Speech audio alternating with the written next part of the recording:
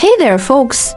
Have you ever found yourself scratching your head, wondering why some women seem to be drawn like moths to a flame to those so-called bad boys, while the nice guys are left on the sidelines? It's a puzzle that has been baffling many, and today we're going to dig deep into this fascinating topic. Let's start by talking about you, women who have felt that undeniable pull towards the bad boys. You might be thinking, I know I should go for the nice guy, the one who treats me right, but there's just something about the bad boy that I can't resist. This is the dilemma you face. You're stuck between what your head tells you is the smart choice and what your heart seems to be craving. You might have had relationships with nice guys in the past, but they just didn't light that fire inside you. And then along comes a bad boy, with his charm, his edge, and suddenly, you're hooked. But why? Well, let's redefine this a bit.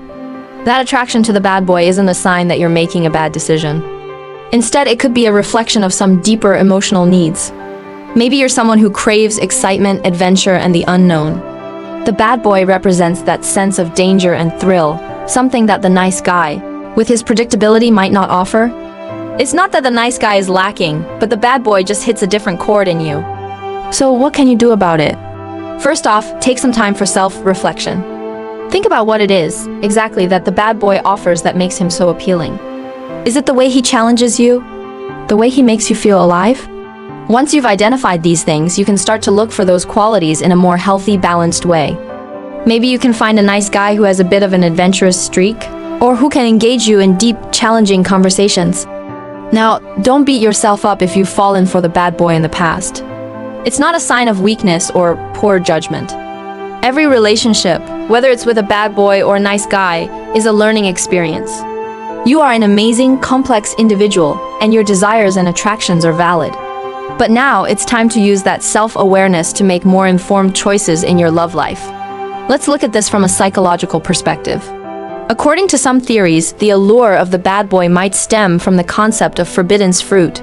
In many cultures, including ours in the West, there's a natural curiosity and attraction to things that are seen as off limits or dangerous. The bad boy, with his non-conformist attitude and rule-breaking ways, represents that forbidden element. Women might be drawn to him as a way to break free from the monotony of the ordinary. But here's the thing. While the bad boy might offer a short-term thrill long-term, a relationship with a nice guy can bring stability, emotional support, and a deeper, more meaningful connection. Nice guys often have a lot to offer. They're usually kind, reliable, and they value commitment. So, how do we bridge this gap? For those of you who are constantly choosing bad boys, it's important to start changing your mindset. Instead of immediately dismissing nice guys as boring, give them a chance. Get to know them on a deeper level. You might be surprised to find that they have hidden depths, and they can offer just as much excitement and passion as a bad boy, but in a more sustainable way. One common reason women choose bad boys is the attention they receive. Bad boys are often masters of charm, and they know how to make a woman feel special, at least in the beginning. But this attention can be fleeting. Nice guys, on the other hand, might show their affection in more subtle ways. They might cook you a meal, or listen to you when you're having a bad day. These acts of kindness might not be as flashy as the bad boy's grand gestures, but they can be far more meaningful in the long run. Let's take an example. Sarah was always attracted to bad boys. She dated a series of guys who were into partying, had a wild lifestyle, and were never really committed. Each relationship ended in heartbreak. But then she met Tom, a nice guy who worked as an accountant. At first, she thought he was too boring. But as she got to know him, she realized that he was incredibly passionate about his hobbies, like mountain biking. He took her on these amazing bike trips, and she discovered a whole new side of adventure with him. He also supported her when she was going through a tough time at work, something her previous bad boy boyfriends never did. So, if you're in a similar situation, start by changing your perception of what excitement means. Excitement doesn't always have to come from a wild, unpredictable lifestyle. It can come from exploring new hobbies together, having deep intellectual conversations, or even just trying out new restaurants in your city. Another aspect to consider is the role of self-esteem. Sometimes, women who choose bad boys might have underlying self-esteem issues. The bad boy's attention, even if it's not genuine, can make them feel wanted and desirable. But this is a false sense of validation.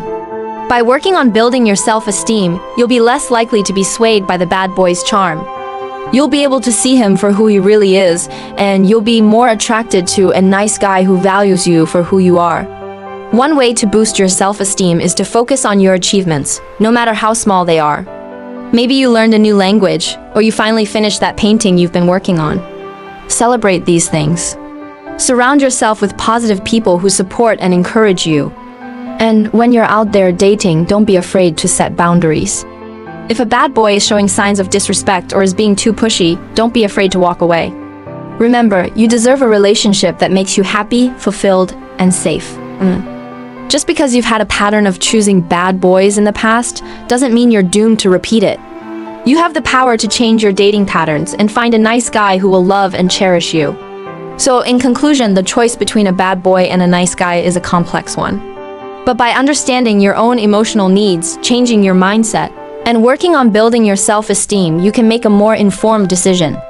Don't let the allure of the bad boy cloud your judgment. Give the nice guys a chance and you might just find the love of your life.